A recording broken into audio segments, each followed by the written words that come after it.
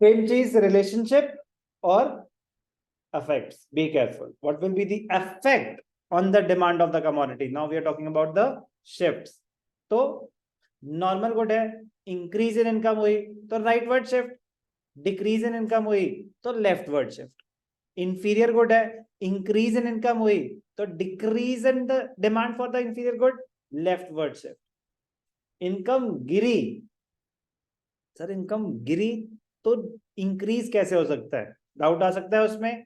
बोलता है may increase, क्योंकि जो थोड़ी बहुत आप महंगे सामान खरीद भी रहे थे, अब आपकी इनकम गिर गई तो अब आप इंफीरियर गुड्स पे ही ज्यादा फोकस करेंगे उस पॉइंट ऑफ व्यू से. जैसे होता ना, परचेसिंग पावर बढ़ रही थी तो हम पार्टी कर रहे थे, अभी sorry no party, only survival. Shifts, normal good, increase in income rightward shift, decrease in income leftward shift.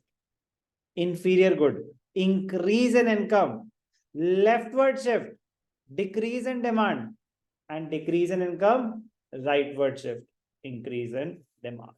Be careful. Normal goods and inferior goods. तो क्वेश्चन बड़े ध्यान से पढ़ना. क्वेश्चन आया, what will be the impact on the demand for a commodity when the income changes? What will be the impact on the demand for a commodity when the income of the consumer changes? Mr. Gupta, क्या answer देंगे इसका? What will be the impact on the demand for a commodity when the income of the consumer changes?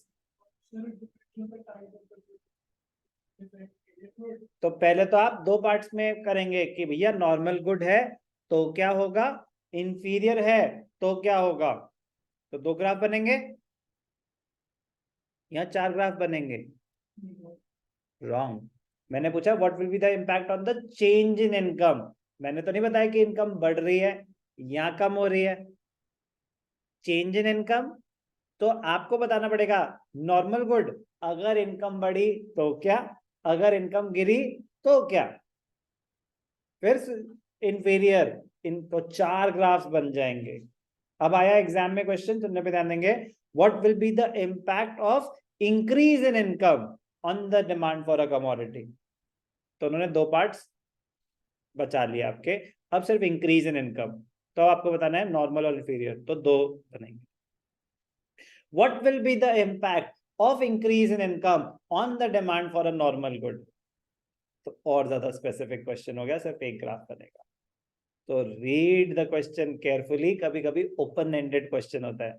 What will be the impact on the demand for a commodity due to change in income? तो भैया sorry, चार situations आ गई. Increase in income, decrease in income, normal good, inferior good. तो question इसीलिए कहता मतलब you have to read the question, you have to read the question. Same, what will be the impact on the demand for a commodity when the price of related goods change? कितने graphs बनेंगे अनुष्का? 4, क्योंकि change in price है तो increase in price, decrease, rise in price, fall in price, उससे फर्क नहीं पड़ता. Price बढ़ा, प्राइस गिरा. सब्स्टिट्यूट्स और कॉम्प्लीमेंट्री, 4 डायग्राम्स. तो अगर वो स्पेसिफाई कर रहे हैं सब्स्टिट्यूट्स, फिर भी यूज वर्ड कर रहे हैं चेंज इन प्राइस, तो 2, प्राइस बढ़ा या गिरा. फिर वो बात कर रहे हैं increase in price of related goods, तो इंक्रीज इन प्राइस है बट उन्होंने बताया सब्स्टिट्यूट या कॉम्प्लीमेंट्री, तो भी 2 सिचुएशन. तो बेटा बड़े ही ध्यान से क्वेश्चन पढ़ना. तो ये मतलब जितना आसान है लगता है, क्वेश्चन कभी कभी उतने डायरेक्ट आते नहीं है. तो इसीलिए मैं कह रहा हूँ बार बार ये समझाऊंगा कि क्वेश्चन का आंसर कैसे देना है वो समझना बहुत जरूरी हो जाता है एक लेवल के बाद. तो वो लेवल आ गया कि हमें बेसिक कॉन्सेप्ट तो मैंने आपको सारे बता दिए, inferior, normal, right word, left word, सब. बट क्वेश्चंस के आंसर्स भी देने आने चाहिए.